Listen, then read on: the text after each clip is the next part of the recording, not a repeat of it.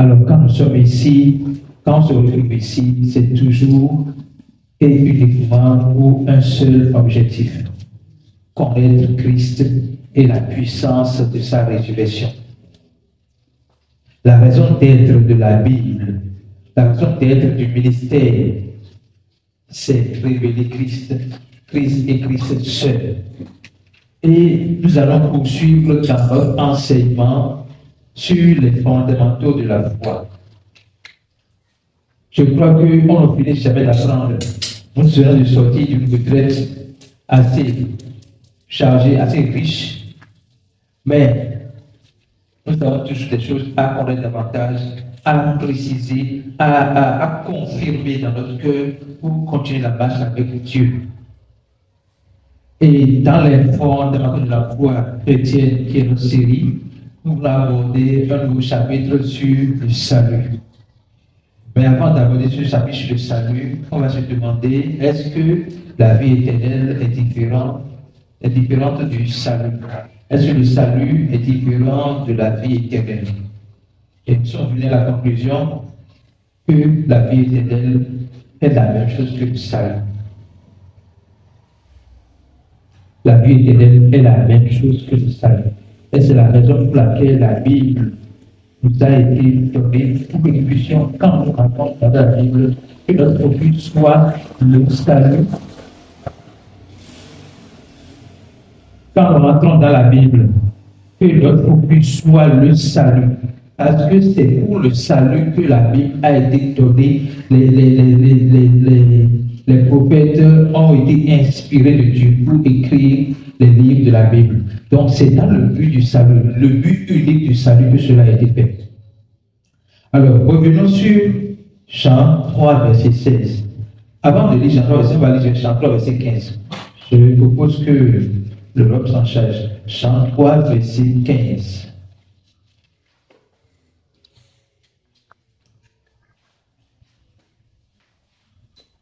Jean 3, verset 15.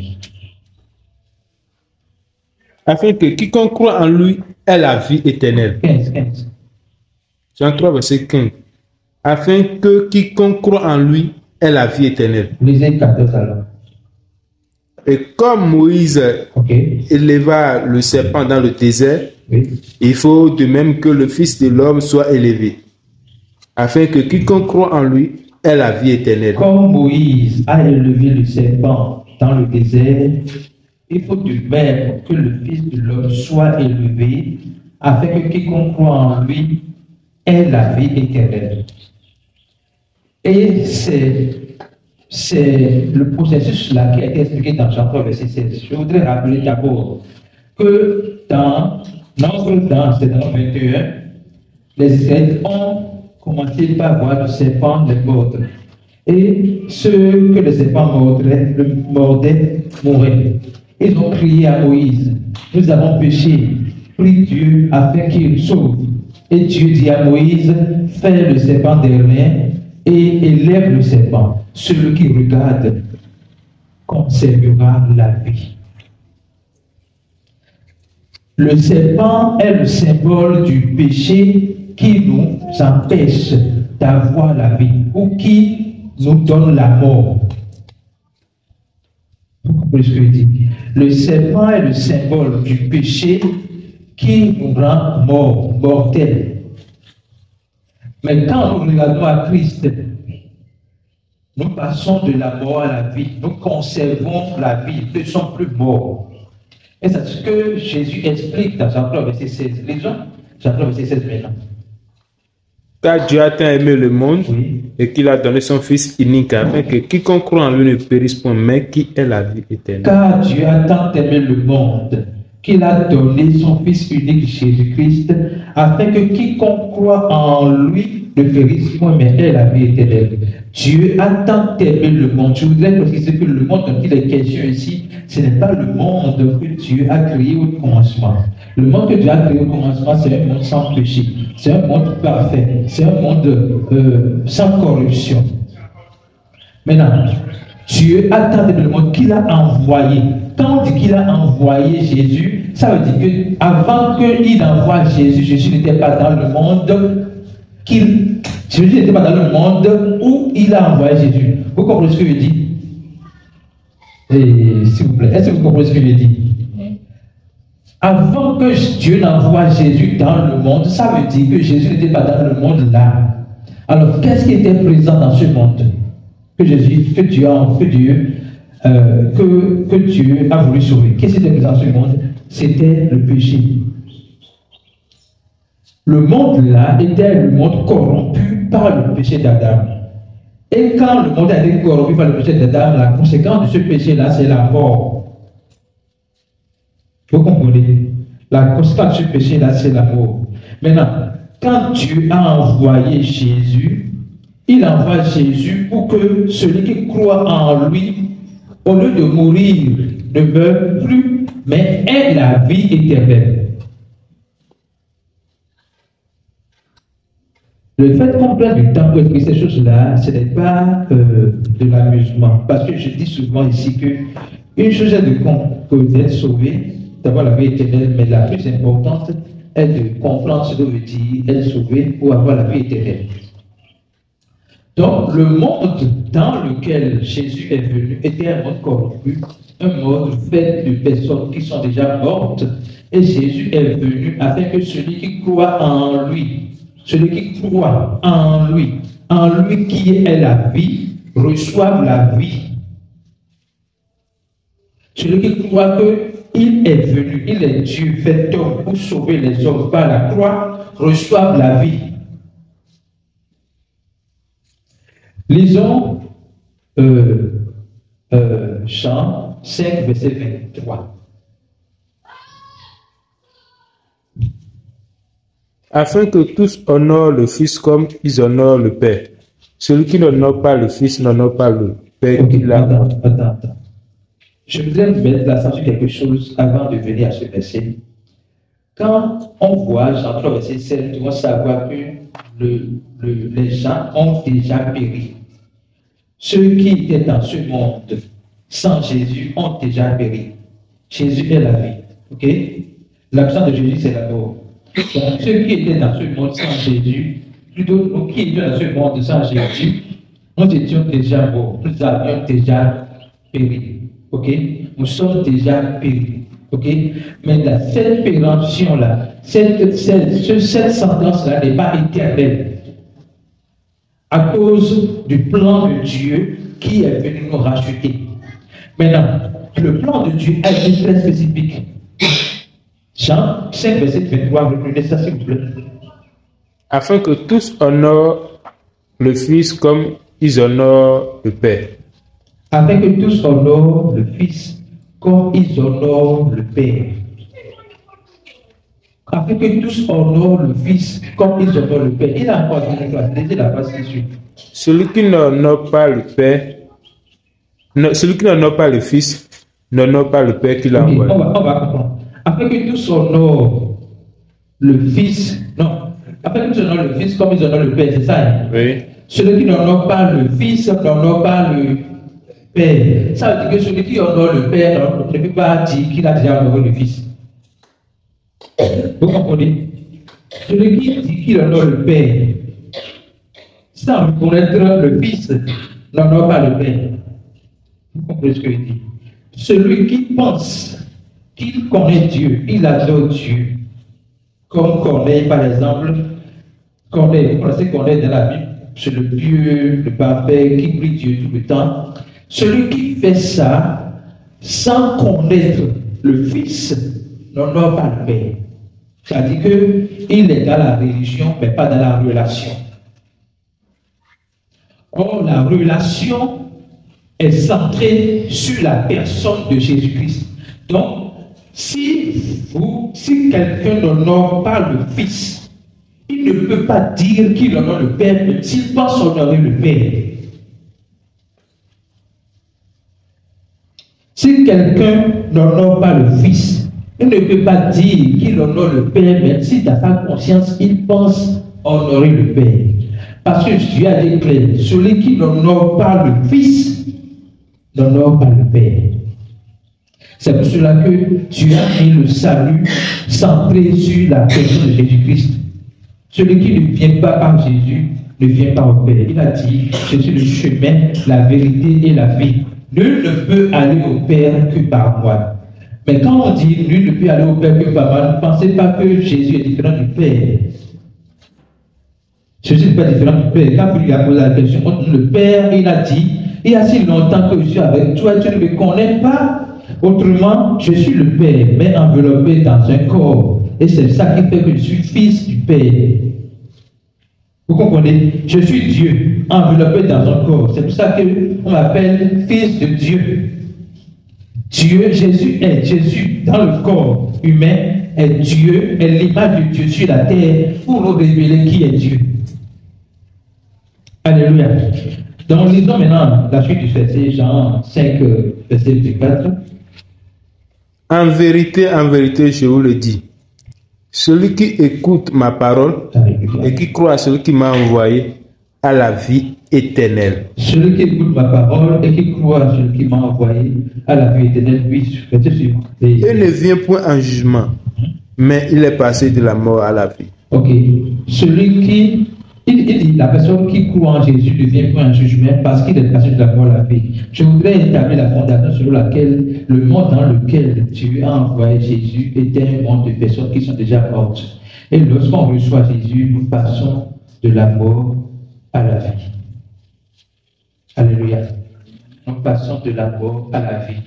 Maintenant, nous allons voir ensemble quelle est la volonté de Dieu pour l'humanité. La volonté de Dieu pour l'humanité. 1 Timothée 2, verset 3 et 4. 1 Timothée 2, verset 3 et 4. Cela est bon et agréable devant Dieu notre Sauveur, qui veut que tous les hommes soient sauvés et parviennent à la connaissance de la vérité. Cela est bon et agréable devant Dieu, qui veut que tous les hommes soient sauvés et parviennent à la connaissance de la vérité. J'ai dit tout à l'heure que le fait d'être sauvé ne veut pas dire qu'on connaît le salut, qu'on comprend le salut. Le cœur de Dieu, c'est que tout le monde soit sauvé. Et que tous ceux qui sont sauvés parviennent à la connaissance de la vérité sur leur salut, sur le salut qui leur a été donné. Donc la volonté de Dieu, c'est que tout le monde soit sauvé. Est-ce que veut dire quoi? Avoir la vie. Maintenant, on va revenir sur Jean 5, versets 25 et 26. On va voir quelque chose là. Jean 5, verset 25 et 26. On veut voir la volonté de Dieu. Sauver veut dire quoi?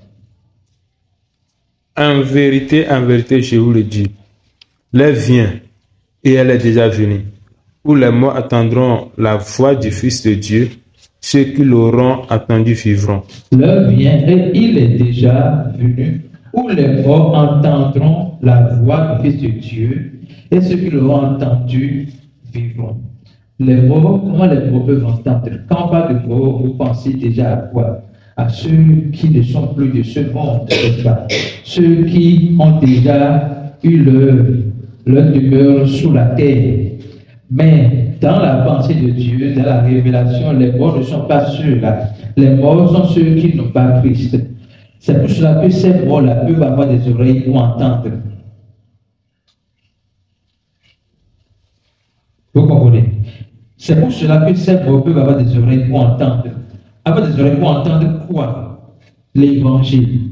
Ceux qui vont entendre la voix de Dieu, la voix de Dieu dans ce contexte, c'est entendre l'évangile. Le message qui sauve, le message de la grâce de Dieu qui sauve. Lorsque nous entendons l'évangile sur l'amour de Dieu pour nous, sur sa grâce offerte pour l'humanité, sur sa miséricorde qui nous a été donnée, nous recevons par la foi le salut. Si les morts entendent la voix de Dieu, et qu'ils acceptent, qu'ils reçoivent ce message, ils passent de la mort à la vie. Ok? Maintenant, comment passe-t-il de la mort à la vie? Ou bien pourquoi on peut être sûr qu'ils passent de la mort à la vie? Verset 26. Car comme le Père a la vie en lui-même, ainsi il a donné au Fils d'avoir la vie en lui-même.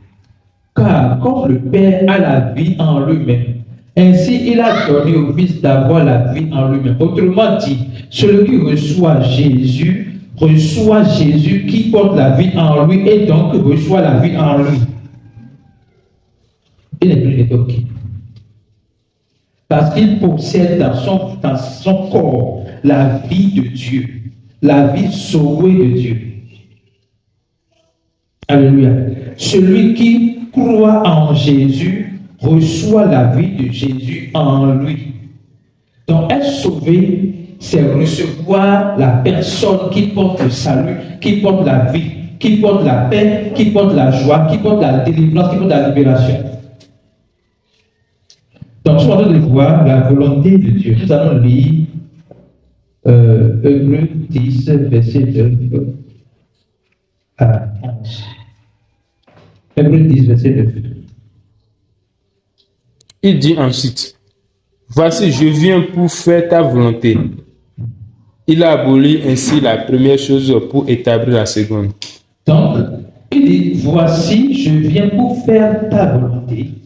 Il a aboli la première chose pour établir la seconde. On va se demander, quelle est cette première chose, quelle est cette seconde? Qui a une idée? Qui a une idée? Oui? Oui? La loi des prophètes. Et seconde chose? L'évangile. Alléluia. Acclamons Jésus dans la vie du pasteur, s'il vous plaît. Cela est confirmé dans Jean 1, verset 17. On va lire ensemble. Jean 1, verset 17.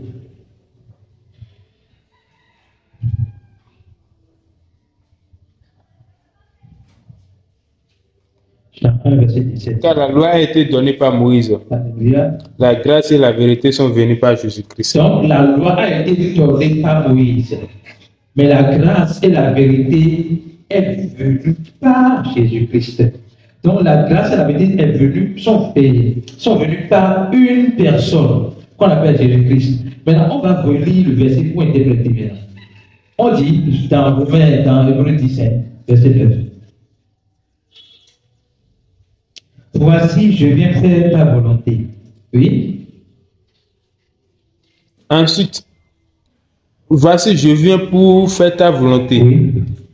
Il abolit ainsi la première chose pour établir la seconde.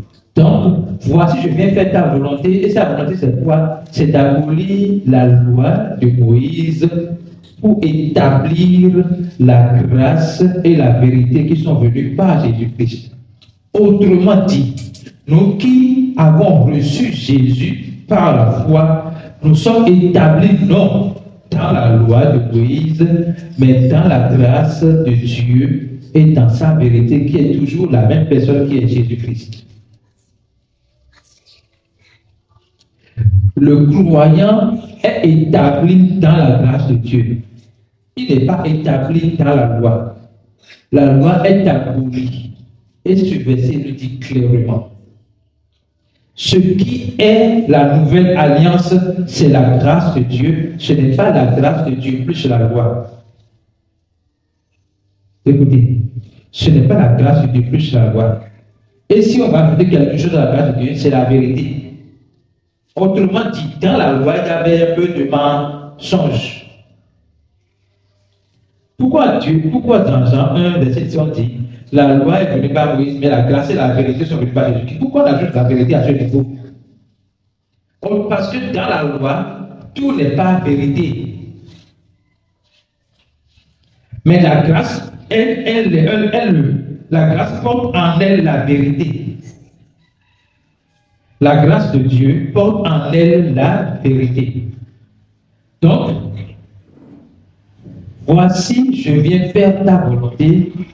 Et cette volonté, pour que nous soyons sauvés, est d'abolir la loi, de nous délivrer, de nous éviter d'être soumis à la loi, de nous éviter d'être esclaves de la loi, mais de nous donner la grâce de marcher dans la liberté avec la grâce de Dieu.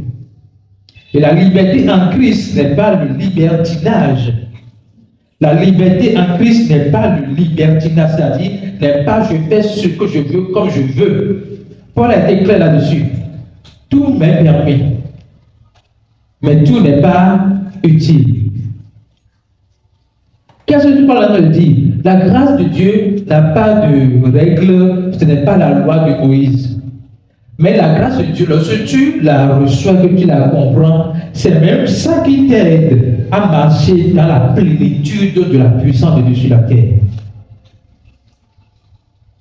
La grâce de Dieu n'est pas ce qui nous encourage à mener une vie de désordre, mais la grâce de Dieu est la puissance de Dieu qui nous encourage, qui nous motive à mener une vie digne du nom de Dieu.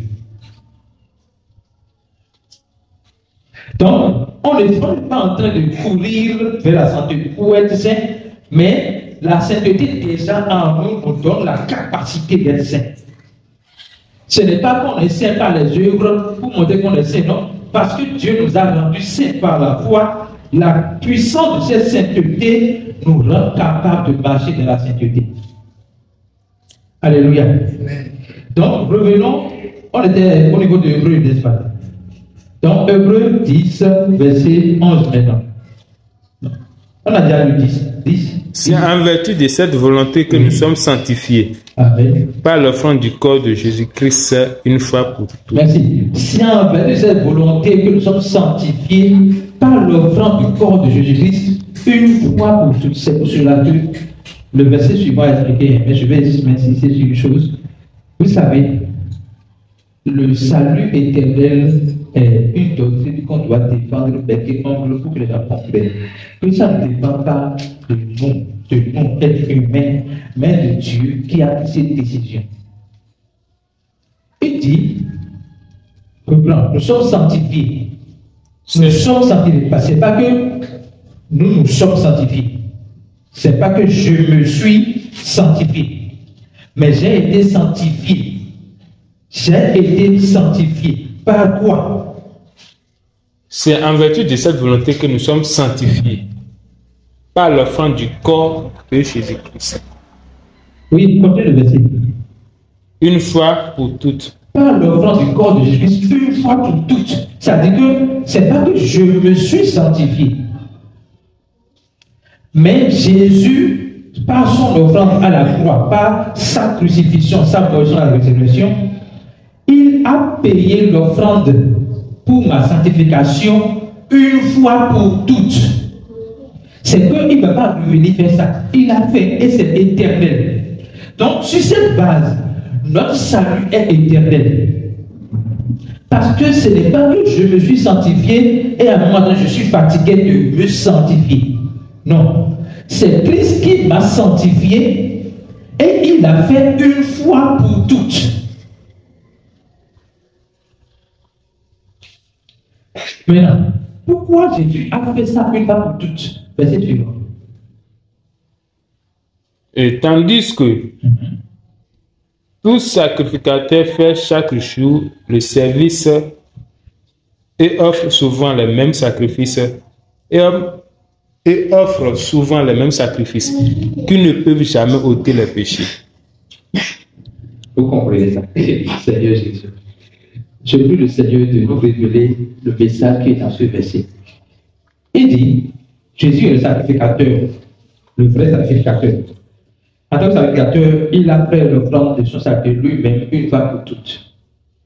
Maintenant, on dit que les deux sacrificateurs, ils font offrande du péché tous les jours. Mais que leur sacrifice, leur offrande, ne peut jamais, jamais ôter le péché du monde. Aujourd'hui, jusqu'à aujourd'hui, les gens continuent de faire offrande pour leur péché. Quand on parle d'offrande, c'est toute action que tu fais dans le but de te faire pardonner. C'est tout ce que nous faisons. Nous pensons faire dans le but de se faire pardonner. Exemple, la confession des péchés. C'est-à-dire que tu vas chez le sacrificateur, tu vas confesser tes péchés. J'ai volé, j'ai menti.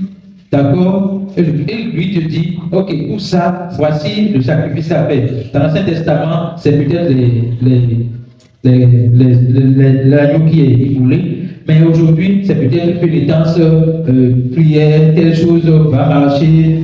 Beaucoup de choses qu'on te dit juste, pour que tu te sentes un peu sain. Alors qu'il ne faut pas se sentir sain, il faut savoir qu'on est sain.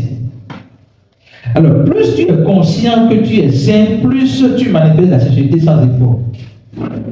Donc, il n'y a pas de sacrifice. Notez ça, il n'y a pas de sacrifice autre que celui de Jésus qui ôte le péché du monde. Et lorsque nous avons reçu le sang de Jésus-Christ qui a ôté le péché du monde, ça veut dire que nous sommes déjà dans l'éternité. Ce n'est pas que nous sommes en train de nous battre pour entrer dans l'éternité. Nous sommes déjà dans l'éternité. Donc, les sacrifices qui nous font croire que les péchés seront pardonnés n'ont pas le péché du monde. Jésus seul a fait ce sacrifice une fois pour toutes, pour que nos péchés soient éternellement pardonnés. Alléluia. Lisons Colossiens 1, verset 12. Nous voulons voir qu'est-ce que le salut, pour comprendre le salut. Le salut a son origine et nous avons découvert. Le salut veut dire sotéria en grec, qui veut dire quoi? Sotéria, délivrance et des conséquences du péché. Je voudrais mettre citer sur un point. Il faut faire une petite nuance. Le salut veut dire sotéria, qui veut dire délivrance du péché et des conséquences spirituelles du péché. Je reprends. Le salut veut dire sotéria, qui veut dire délivrance du péché et des conséquences spirituelles du péché. C'est-à-dire que le péché a une conséquence spirituelle et une conséquence physique. Ok? J'ai offensé peut-être le pasteur Paul, Dieu m'a pardonné. Même si je ne demande pas pardon, Dieu m'a pardonné. On se comprend. Mais sur cette terre, la relation que j'ai avec Paul peut avoir des flottements. Donc, je vais faire la paix avec lui pour régler les conséquences de ce péché-là sur cette terre. Vous comprenez? Donc, le salut, c'est la délivrance du péché et des conséquences du péché sur le plan spirituel. C'est pour cela qu'aucun péché ne peut amener quelqu'un en enfer. Je pense qu'un pasteur l'a dit ici, et ça a permis à celui qui était contre de recevoir Jésus-Christ et de défendre le message. Aucun péché ne peut amener quelqu'un en enfer. Ce qui amène quelqu'un en enfer, est-ce que c'est quelqu'un qui amène quelqu'un en enfer? Ce qui maintient quelqu'un en enfer, c'est le rejet de Jésus-Christ. Parce que l'acceptation de Jésus-Christ nous délivre de l'enfer pour la vie éternelle. Vous comprenez ça? Quand on dit que le monde dans lequel Dieu envoie Jésus est un monde beau, c'est un monde sans Christ. Un monde sans Christ, c'est l'enfer.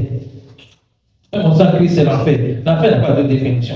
Le monde sans Christ, c'est un monde qui est enfer. Donc, lorsque nous recevons Jésus-Christ, nous quittons maintenant l'enfer. Donc, aucun péché n'amène quelqu'un en enfer. Celui qui n'a pas encore Christ, il est déjà dans l'enfer, c'est-à-dire la vie sans Christ. Lorsqu'il reçoit Christ, il sort de l'enfer. Nous allons voir cela dans Colossiens 1, verset 12. Suivons clairement. Rendez grâce au Père, qui vous a rendu capable d'avoir par l'héritage des saints dans la lumière.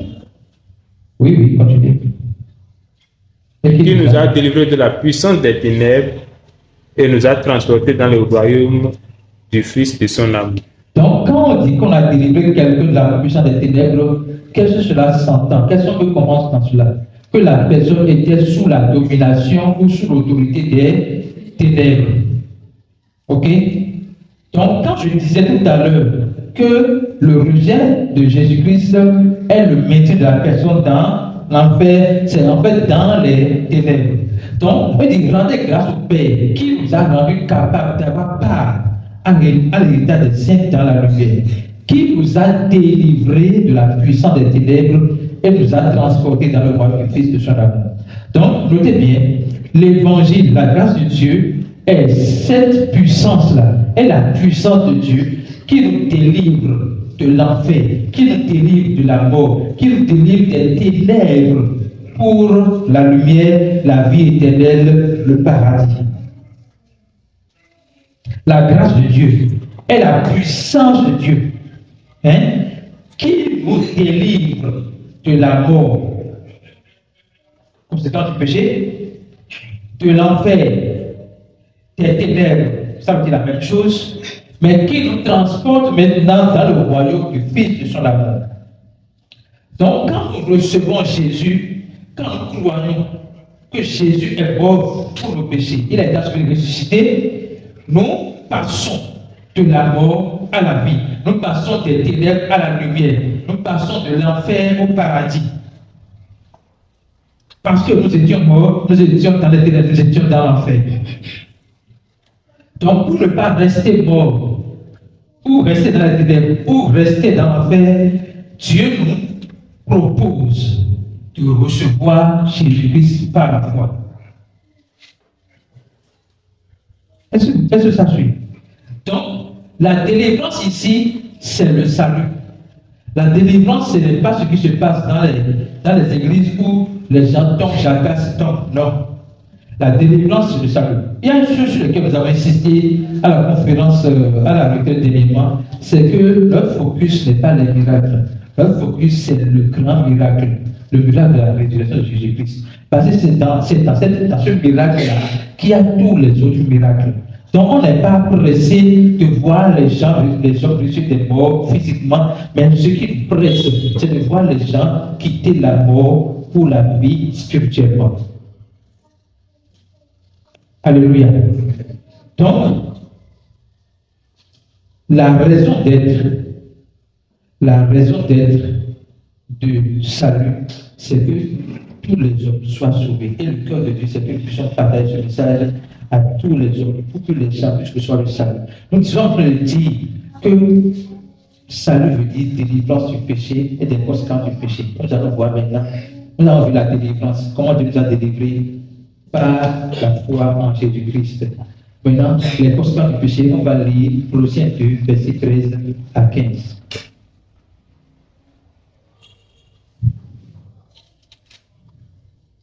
Vous qui étiez morts par vos offenses et par l'inscription de votre chair, il vous a rendu à la vie avec lui. Attendez. Vous qui étiez morts par vos offenses et par l'incirconcision de votre chair, Dieu vous a rendu à la vie avec lui. Autrement, comme je l'ai dit tout à l'heure, on était morts. Quand on était morts, on était sans Christ. Ok? On était dans les ténèbres.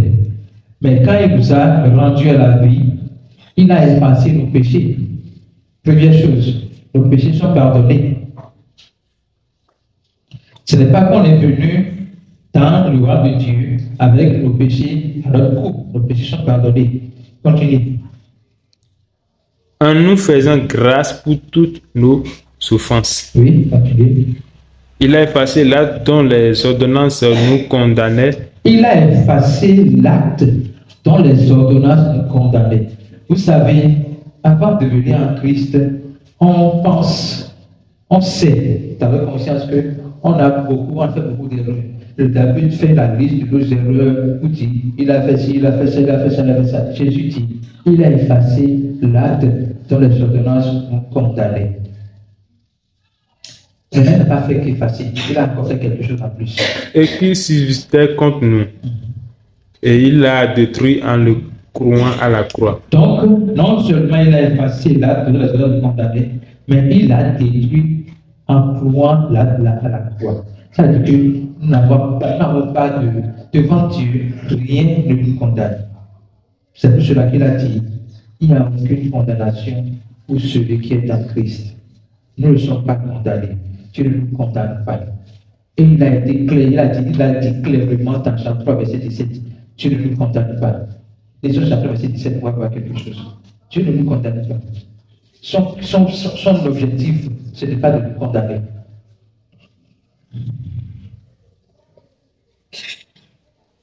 Dieu, en effet, n'a pas envoyé son Fils dans le monde pour qu'il juge le monde, mais pour que le monde soit sauvés par lui. Donc, le but pour lequel Dieu a envoyé son Fils dans le monde, ce n'est pas pour juger le monde, mais pour que le monde soit sauvé par Jésus-Christ. Maintenant, pourquoi Jésus n'est pas venu juger le monde? Pourquoi Jésus n'a pas eu la motivation de juger le monde, selon vous? Qui a une idée? Pourquoi Jésus n'est pas venu avec la mentalité ou la mission de juger le monde, mais de sauver le monde? Le monde est déjà jugé. Pardon? Le monde est déjà jugé. Le monde est déjà jugé. Et il est venu pour délivrer le monde du jugement. Il est venu pour être la solution à cette paix, à cette réconciliation avec Dieu. Il est venu pour être la solution à cette paix, à cette réconciliation avec Dieu. Donc il ne peut pas venir pour une mission claire et faire le contraire. Il est venu non pas pour juger, mais pour sauver. Ça veut dire quoi? Ne vous jugez pas vous-même. Dieu n'est pas venu pour vous juger. Alors ne vous jugez pas. Ne vous condamnez pas vous-même. Ne vous jugez pas, ne vous condamnez pas. Et ne laissez personne vous juger et vous condamner. Parce que Dieu lui-même ne vous condamne pas. Ce qu'il attend de vous, c'est de vous recevoir, c'est de vous reconnaître que vous avez besoin de son aide, de son appui, de sa puissance, de sa grâce. Alléluia. Continuez le verset.